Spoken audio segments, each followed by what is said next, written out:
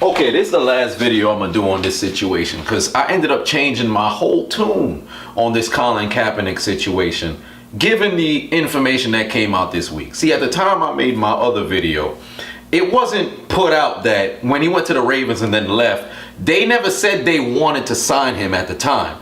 Now the sources come out and say that Ozzie Newsome and John Harbaugh both wanted to have Kaepernick signed, but he wasn't signed. Now, yesterday, I believe it was yesterday, Ozzie Newsome came out talking about Steve Bisciotti, the owner, didn't block him from signing Kaepernick. But it just seems kind of odd that the GM and the coach said, yeah, we're going to go ahead and sign this guy, and he ends up leaving without a deal. Then to open up a poll to the fans, this is what throws me off. Because when in the history of the NFL have owners, or maybe even, because it had to be the owner, it could have been the GM or the coach, but whatever organization opens up a poll to the fans, hey, should we sign this guy? By that logic, if teams were giving open polls to fans, Terrell Owens would have a job right now. Chad Johnson would probably have a job right now. Why? Because they both want to play in the NFL. They both still are in elite shape. And to tell you the truth, they're better than 25% of the receivers that you have in the league right now.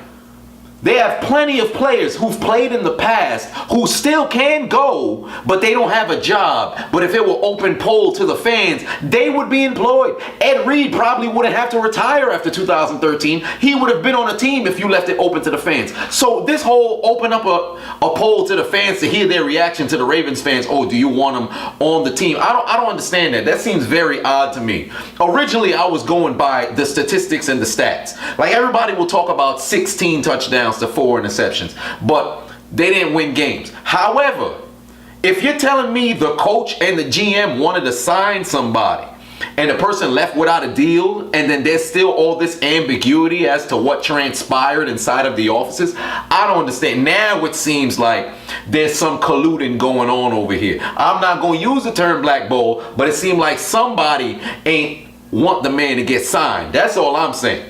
Because I was looking at the Hall of Fame game. Now, everybody was talking about, where'd Blaine Gabbert? How did he end up starting over Kaepernick? I mean, yesterday, he played pretty exceptional. I'll say that much. Now, is he better than Kaepernick? Probably not.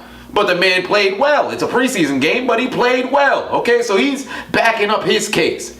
Kaepernick is better than most of the backup quarterbacks. But in this situation of the Ravens, I believe he should have been signed. Who'd they bring in? Ryan Mallett or somebody? I don't know. They brought somebody in. Kaepernick's head and shoulders better than that person. Now, if they're doing this thing where they're saying nobody knows how he didn't get signed, clearly, there's some sort of, I don't want to say fraudulent, but there's some collusion going on over here, all right? But I've changed my whole tune. Now it seems like the powers at be are against this man at this point, because there's no way to explain this. Okay, so what do you guys think now that there's the new information that came out? Because this changed my whole tune. Did it do the same for you, or do you still think he's not being signed because of the statistics, or he'll possibly be a distraction, as a backup, and you don't want all that, media following over a backup quarterback? What do you guys think? Truly, now that the new information has come out, let me know in the comment section.